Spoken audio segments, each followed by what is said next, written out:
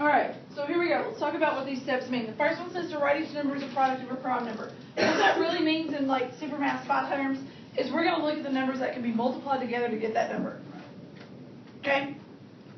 We're going to identify the common prime number. So in other words, we're going to look at the ones that they have in common.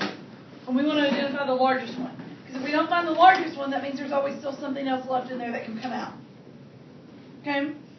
And then we're going to look at the product of all the common prime numbers found in step 2 is the greatest common factor. So really, we're just finding the greatest one. Okay? Alright, so let's just jump right in and look at some examples. Are you ready? Alright, so let's start with 28. Now, I have done this, again, longer than you've been on the planet. So I've kind of developed a way that I think works super well. So I'm not saying you have to use my way. I'm just saying my way is probably more efficient than your way. Okay? But feel free to use your way if you really want to. We're going to start by listing our factors of 28. You ready? So just write down 28.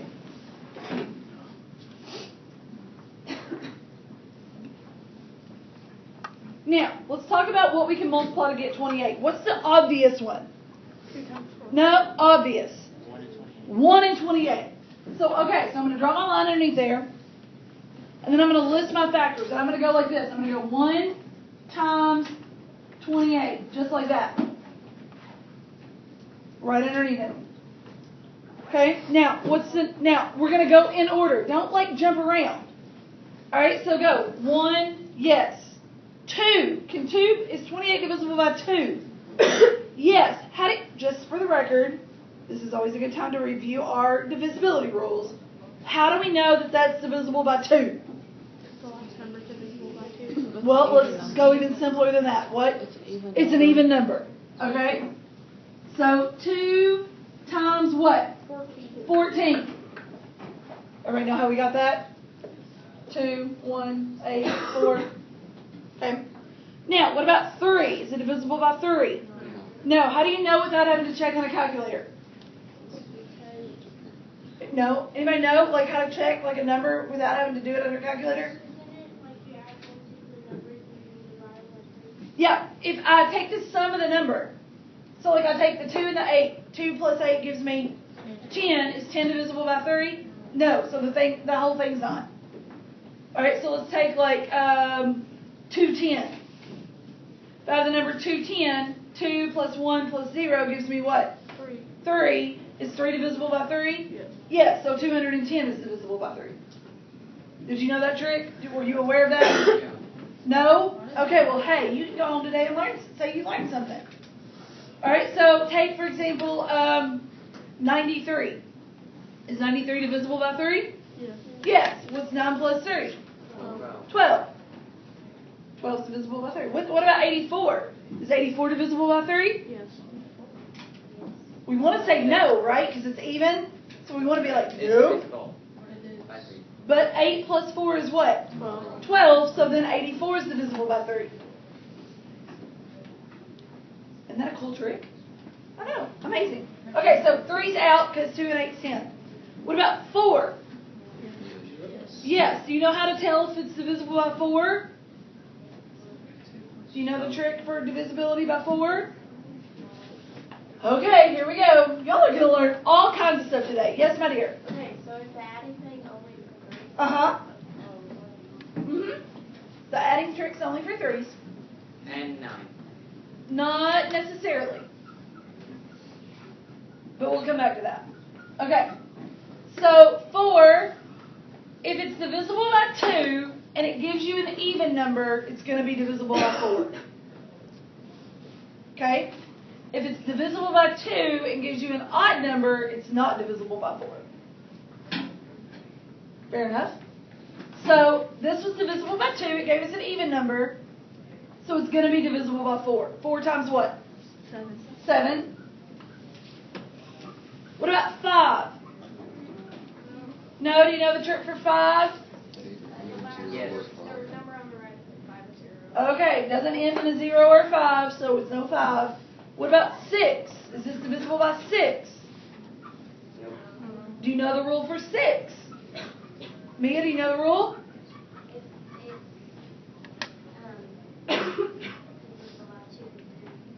Yes, if you got 2 and 3, you'll have 6. Okay? 2 and 3 will also give you 6. So I've got 2, but I don't have 3, so I'm not going to have 6. Everybody okay with that? I can't believe y'all didn't know this. Okay, so let's see, I've gone 1, 2, 3, 4, 5, 6. What about 7? Yeah, but I'm already back to 7, because 7 I've already used. So it kind of goes in a loop from smallest, makes a U shape, from smallest to largest. So those are all the numbers that I multiply together to get 28. Does that make sense? Everybody okay with that? Now, we're going to do the same thing with 40. Okay? We're going to do the same thing with 40. And we're going to jot them down. What's the most obvious one to start with? 1 and 40. Follow that by what? 2 and 20. 3? No, because 4 plus 0 is 4, and that's not going to work. What about 4? Yep, because this isn't divisible by 2, and it gives me an even number. So 4 and what? 10. What about 5? Yes, because it ends in a 0, so 5 and 8. What about 6? No, I've got 2, but I don't have 3, so I'm not going to have 6. What about 7? I don't have a great church for 7. Sorry. I know that you all were like expecting a lot from me. No, sorry. I'm about to disappoint you immensely. It's not divisible. It's not, though, is it? 7s, we just got to know. That's one of those we just got to know in our head. Okay? Sorry. I was really cool up until we hit 7, and then I lost all coolness. All right, what about 8? But I've already used it, right? I'm right back to 8, so I'm done. So what am I looking for? The greatest common factor. So I'm looking for the ones that they have in common, right? So I've got a 1 and a 1. Everybody agree with that? I got a what? A 2 and a 2. What else do I have? A 4 and a 4. Do I have a 7? Do I have a 14? Do I have a 28? No. But I want my greatest one. Greatest means what? The largest. So what is my greatest common factor of 28 and 40 going to be? 4. Now, that seems like I could go, okay, wait, couldn't I just kind of do that in my head and pick it? Maybe, but what happens is sometimes we forget numbers. We lose numbers along the way. Okay? We try to skip around and we don't put them in a logical sequence. The other thing that happens is when we start looking at big polynomials, we have to be able to do this because we've got to be able to figure out how to get the middle term. And I'm going to make you do this. So getting in the habit of doing it like this already is going to save you time and energy in the future. Cross my heart promise. Okay? So while you may be like, I can just look in the hell in my head. Well, good for you. But I can't see what's inside your head, so I can see this. Chop, chop, lollipop. Okay? Fair enough? You don't have to like it, but you got to do it. You can sulk and get mad about it, but it's going to happen. Okay? All right, so I want you to do these two, 55 and 21.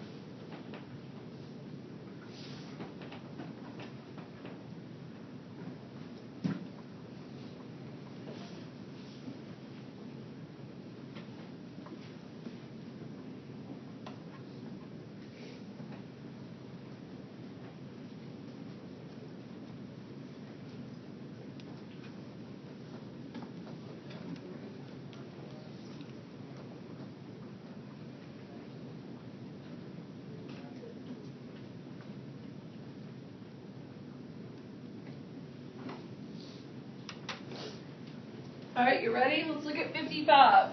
What's the most obvious one to start with? 1 times 55. What about 2? 2 work? No, why? It's odd. Okay, not even. What about 3? No, because 5 and 5 is 10. What about 4? No, 4 is automatically out because 2 is out. What about 5? 5 and 11. What about 6? No, 2 and 3 are out. 6 is out. 7, we just have to know. No. 8, usually if you can get 2 and 4, you can probably have 8. Okay, that's another one of those. If you got 2 and 4, 8's usually included. I don't have either, so 8's out. 9, 3.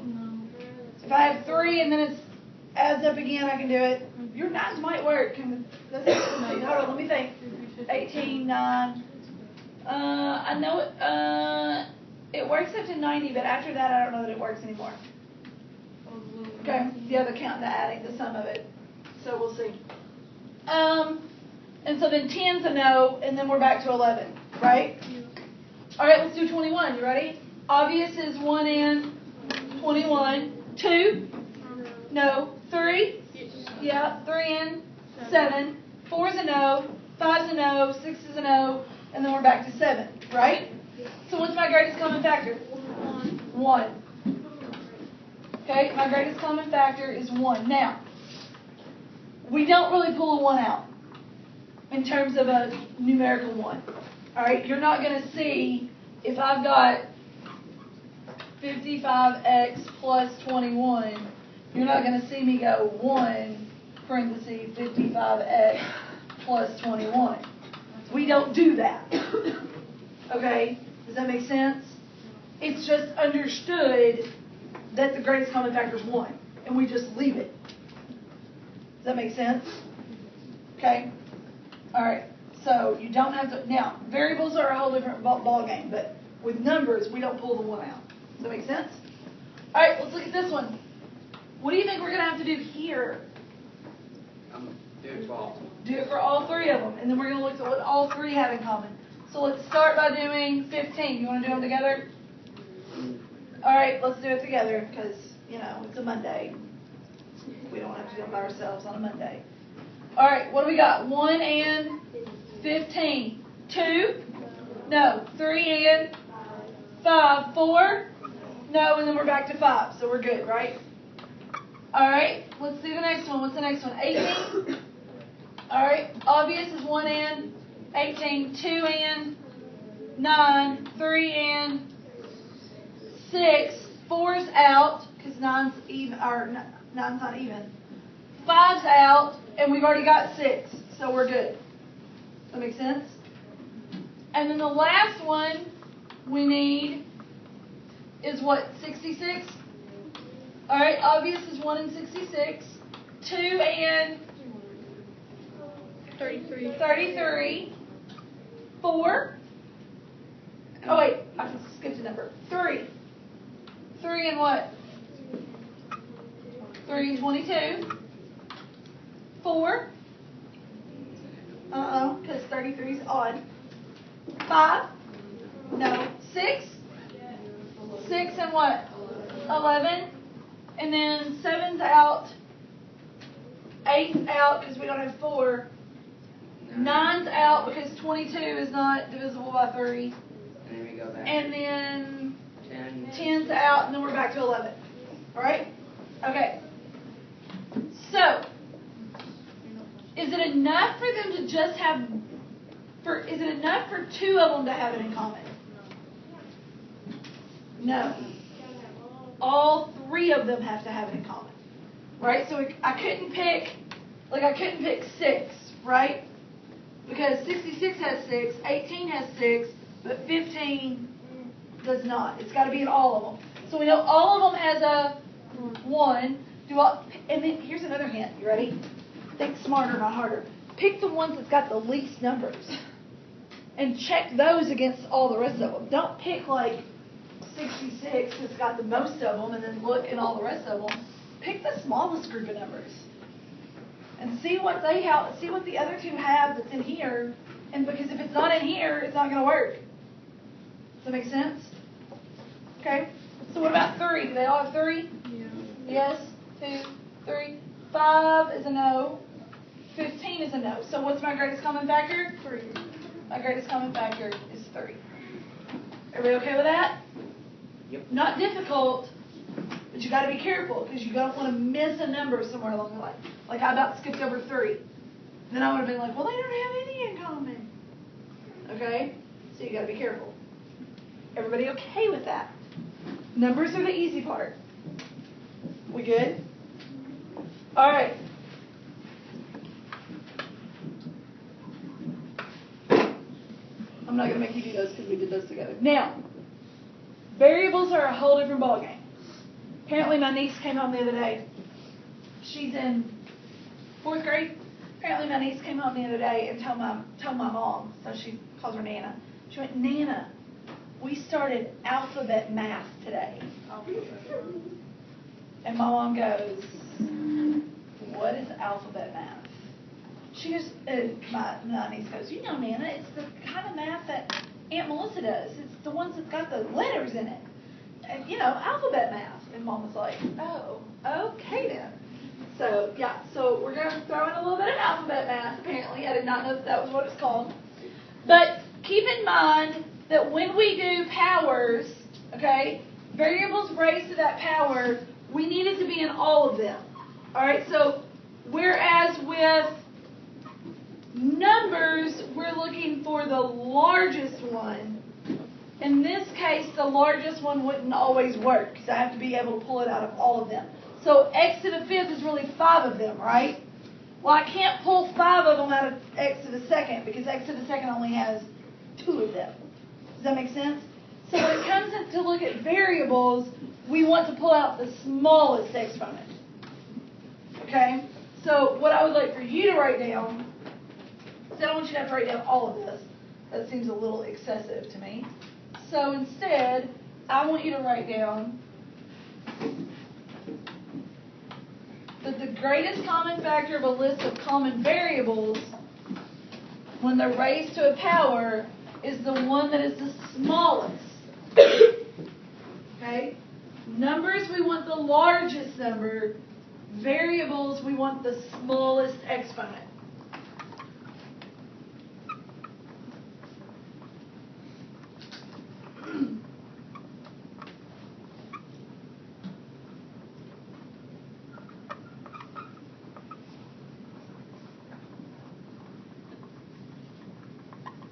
And does it make sense as to why? Because I can't pull 5 out of something that only has 3, and I can't pull 3 out of something that only has 2. But I can take a 2 out of each one of these. Does that make sense? And if I take a 2 out, if I take 2 of them out here, I'm left with nothing inside, right?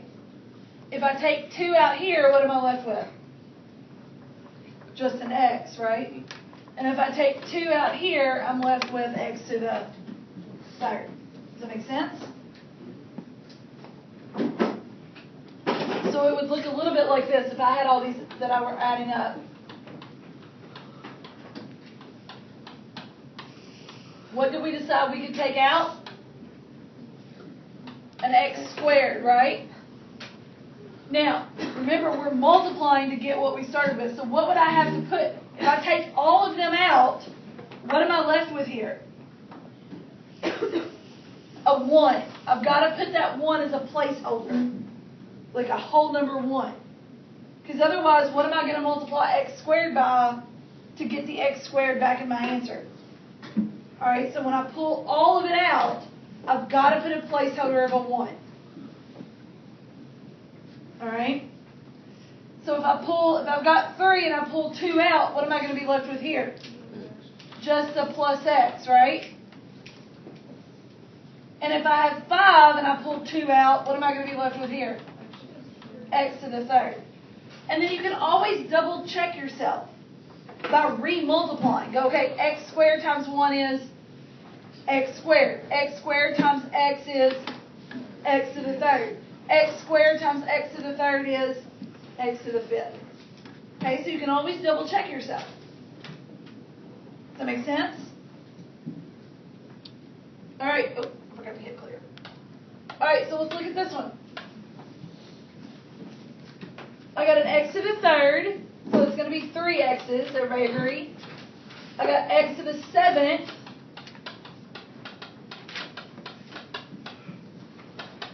and then I got x to the 5th.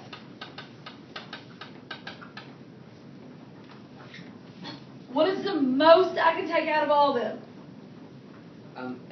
X to the third. X to the third.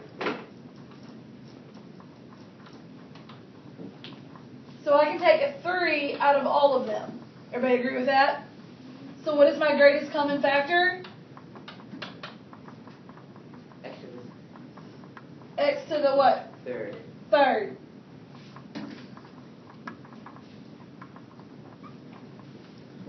Does that make sense?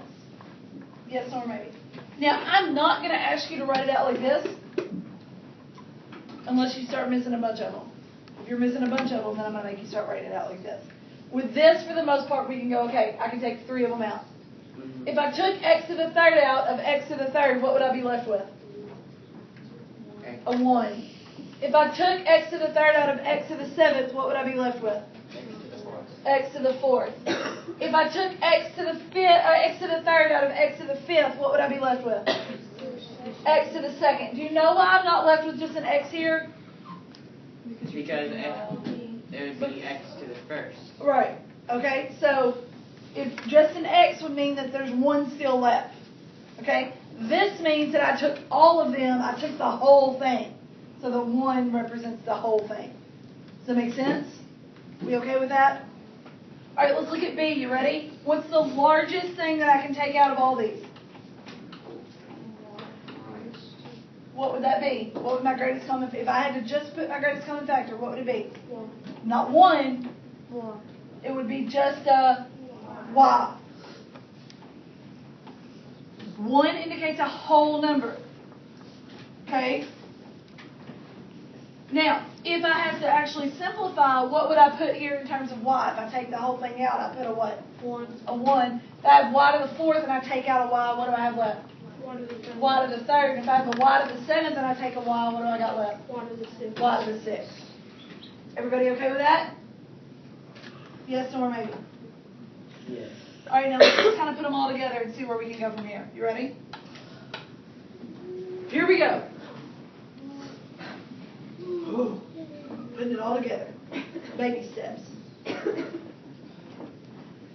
All right, let's talk about what we think we can do. You ready? You want to do your variables first, or you want to do your numbers first? Variables, because they're easy, right? Okay, so let's look at this one. If I'm going to do this, my greatest common factor, let's look at my variables. I got an x squared, an x to the 3rd, and just a good old x. What am I going to be able to pull? Just a good old x. Everybody agree with that? Everybody good? All right, now do you know what I have to do next? I got to look at my what? I got to look at my numbers. So let's start with 6. 6 is going to be what? 1 and 6. 2 and 3. Everybody agree with that? Okay. Then let's look at 10. Alright, let's look at 10. 1 and 10. 2 and 5. Anything else? 3, 4, 5, no. Alright. Then let's look at -8. Now, if the other ones had a negative, you know what I could pull? I can pull a negative if I really wanted to. I'm not going to, though, because I'm not adding or subtracting. Okay? So I'm just going to look at the numbers I can multiply together to get 8. So what am I going to be looking at? 1 and 8, 2 and 4. Everybody agree? So, if I'm looking for my greatest common factor, they all have a 1, but they also all what? Have a 2. So what is my greatest common factor? 2x. 2x. 2 and x, so 2x.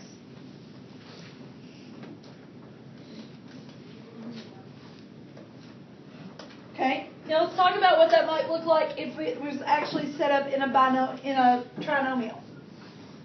Okay, so let's say it was set up in a trinomial. We know in a trinomial we go from largest to smallest exponent, right? So if this were set up in a trinomial, it might look like this. 10x to the third plus 6x squared minus 8x. Do we all agree with that? That that's what that could look like? Okay. Then we know we just found our greatest common factor. What is our greatest common factor? 2x. So where does that go? Alright, it goes in the front, on the outside of the parenthesis in the front.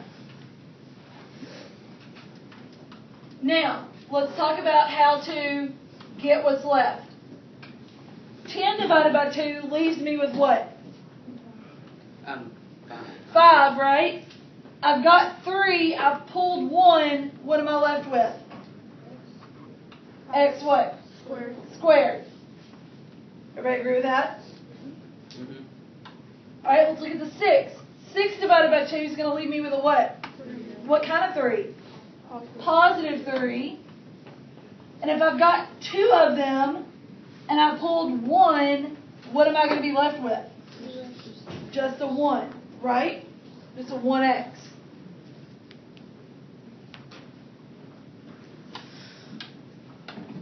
Then I'm going to look at my minus 8. 8 divided by 2 is going to leave me with a what? Negative 4. And then if I've got a whole x, and I pull the whole x, what's that going to leave me with? The number 1, right? But what is negative 4 times 1? Negative 4. So do I have to put the negative 4 times 1? No. And I don't put 41, okay, because that looks weird. So I can just, that's what my final answer would look like. Does that make sense at all? It makes sense.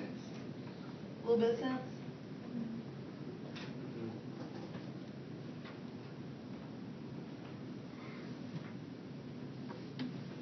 Try B all by yourself. Perfect timing. I have to get the phone. So you try B all by yourself. Good morning, Miss Embry. Sure. Like right this second? Sure. All right. Thank you. Bye. Ma'am, sweetheart, can you run to the office for just a split second? You're not leaving. They just need to see you for a second. We'll be right back.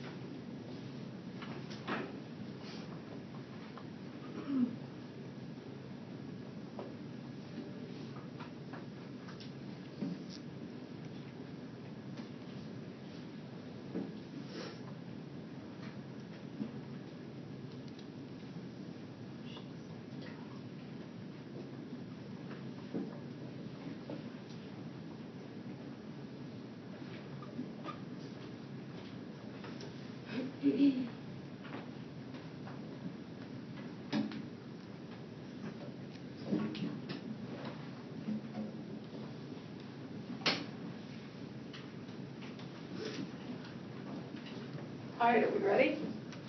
You want to do variable or numeric first? Variable. All right.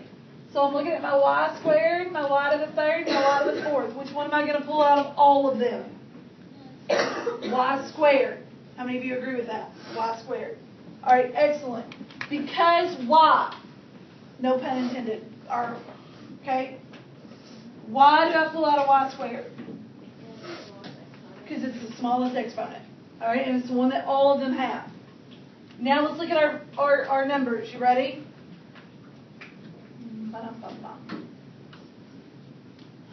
Negative 18. What do I got? 1 and 18, 2 and 9, 3 and 6. Did I miss any? All right. Then I've got negative 63. Everybody agree? Okay. That's going to get me what? 1 and 63. No 2. Right?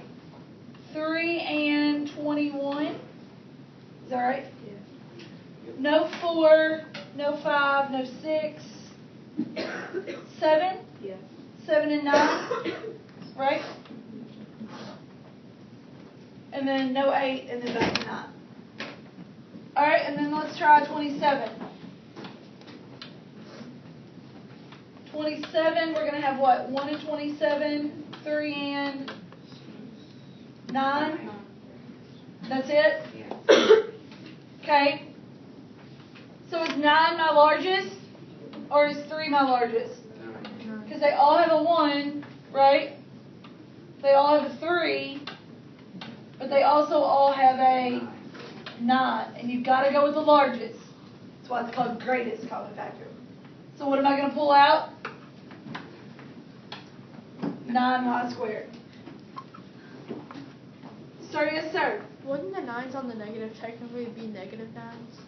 Well, in this particular case, we're just looking for the greatest common factors because you could let the 2 and the 7 be negative. The 2 could be negative, and it would still give you negative 18, and the 7. Now, if it were in actual polynomial form, we may or may not, depending on what we need it to look like. Okay? But that's more complicated for like next week. All right, let's look at C together, because it's variables. It's not that hard. What can I pull out? What in terms of A? Can I pull A's out of all of them? Does this one have an A? Yes. Yeah, does this one have an A? Yes. Yeah, does this one have an A? Yes. Now, how many A's can I pull out of all of them? 3. So A to the third. Everybody agree with that? Because I got A to the third, A to the fifth, A to the sixth. All right, so now let's look at my B's. Do each one of them have a B? Yeah, they do. I got a B squared, a B, and another B squared. So what can I pull out of each of them? B squared. Just the B. I can't pull out a B squared because this one only has 1. Okay?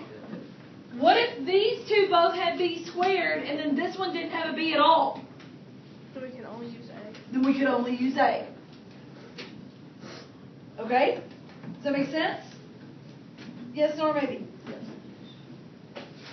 Yes. Oh, sorry. My bad. I gotta get the hot glue gun.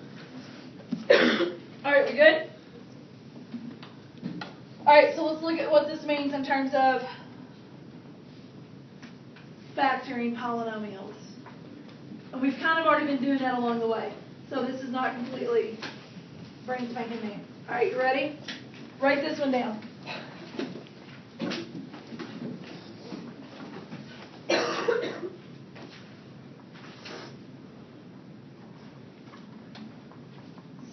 T plus 18.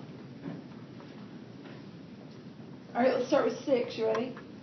What can I pull out of 6? I can get a 1 and a 6, a 2 and a 3. Everybody agree?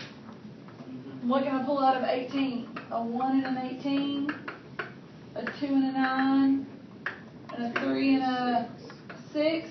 So what's my greatest? 6. We're tempted to say 3, right? Yep. But be careful with that.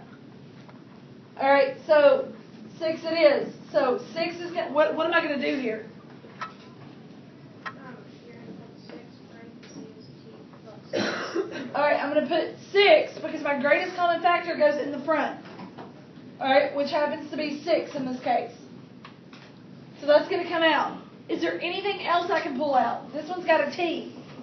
Can I pull a t out? No, it doesn't. This one doesn't have one at all, so it can't come. Okay? So the only thing that can come out is a 6. So now I can make my parentheses. 6 divided by 6 is what? 1. 1. Is that the only thing there to hold that term? No. What else is there with it? A t. Do I have to put one t? No. Could I? Yes. Yes. My math lab will count it wrong. I wouldn't necessarily count it wrong, but my math lab would. Okay? So just leave a t there.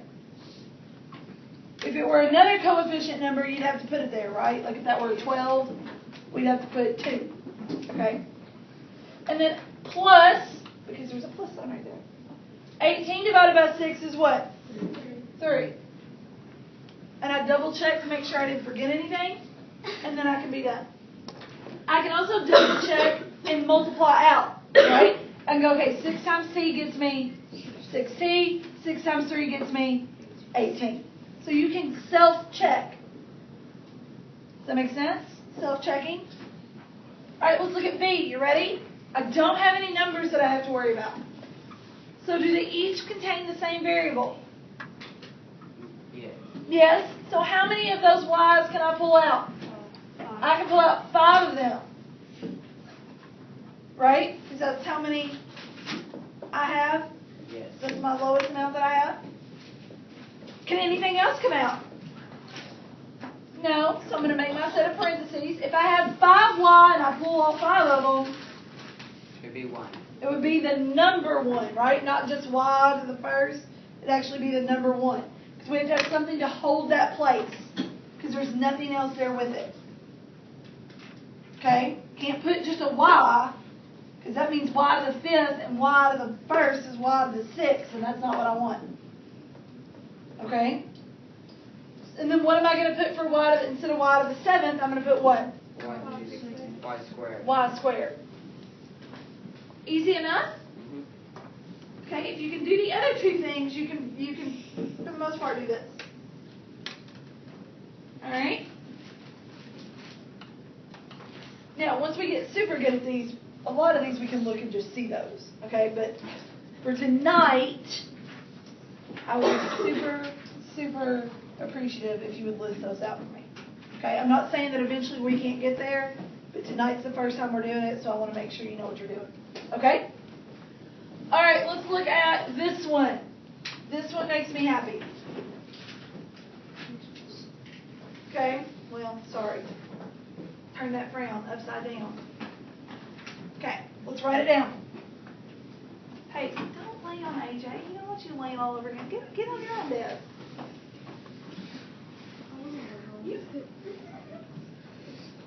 Son.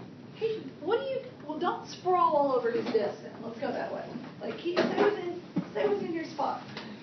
Personal space. Just saying. Like, I would have, shoved you off already. I know, but still, you're close. You're close. You're close. Okay. Do you have this written down? Well, chop, lollipop. You were talking. That has nothing to do with your hand and your ability to write.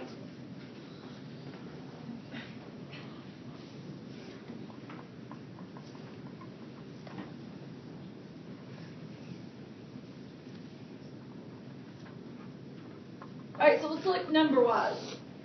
Alright? We got a 9. So 1 and 9, 3 and 3. Everybody agree with that? Yes, no, or maybe? Yes. Then we got 18. Everybody should be writing this down. I don't care if you think you already know your multiples of 18. I could care less. 2 times 9 and 3 times 6. And then we've got, what's the last one? 3, which is just 1 and 3. Now, do you remember a while ago somebody asked me about the negative? You asked me about the negative, right? And I said it depends. In the upcoming days, we're going to be working with multiple ways to factor. And what we try to do is to get this term right here to be positive. Okay? We want that term to be positive. Okay, we call it A. We want it to be positive. All right? Right now it's currently what? Negative. But we can pull a negative from each one of these. Do we all agree with that? Like I can pull a negative from everything? Yes. And by pulling a negative just simply does what to all of the terms? Reverses. It changes the sign of each term, right? So because this term is negative, I know automatically I want to pull a negative out. Okay? Like a -1 out. Everybody okay with that? Because I want this term to be positive. And realistically, that's the only reason we do it. Because we want this term to be positive. It makes our life easier when we start factoring binomial to binomial. Now, not only do I want to pull out a negative to make this become a positive, what other number can I pull out of all of them? What? 3. So really, I'm going to pull a -3 out. Okay? Someone tell me why I pulled the negative out. Why did I pull the negative out? Yes, Emma? To make that first term positive. Why did I pull the 3 out? Because it's the greatest common factor. It's the one it's the largest number I can divide them all out. Okay?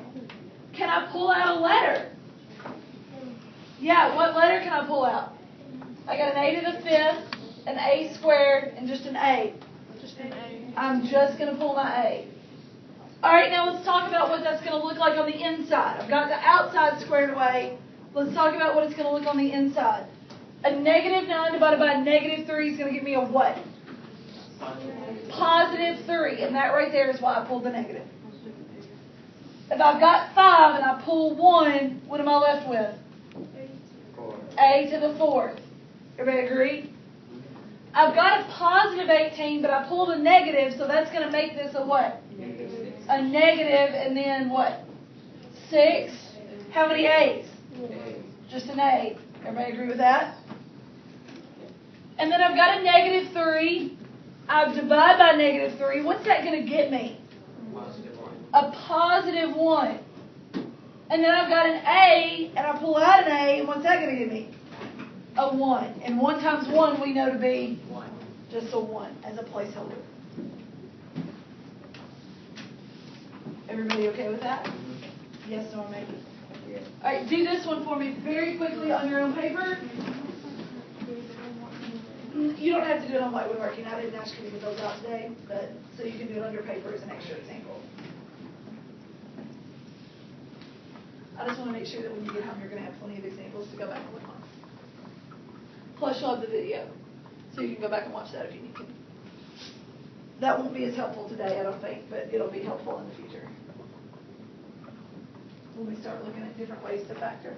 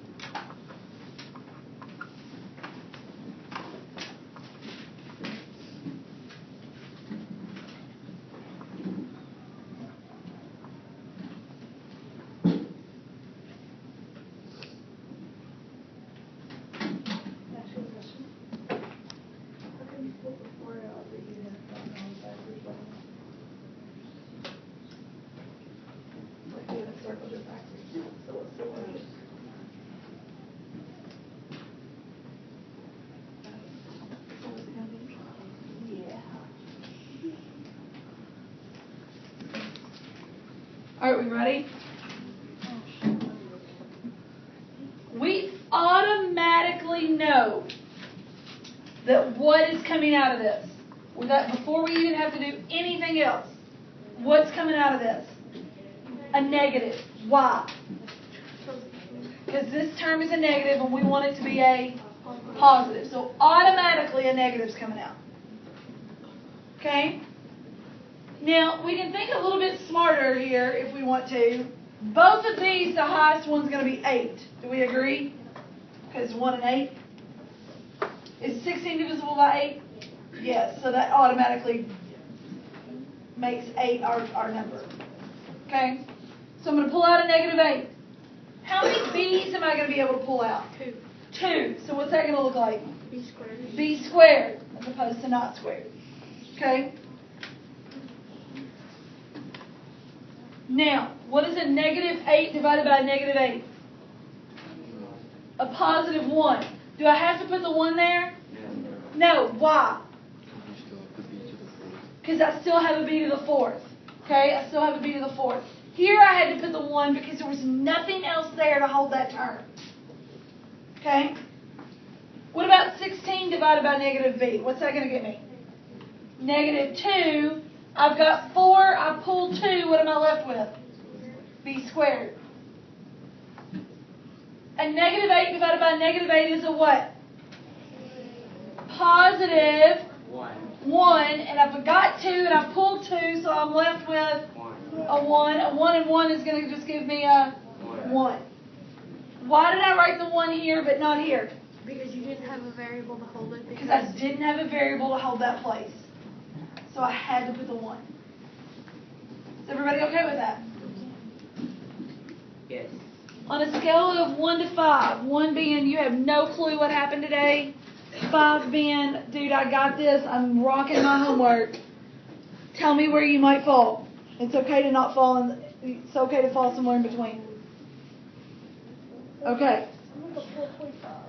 Okay. All right.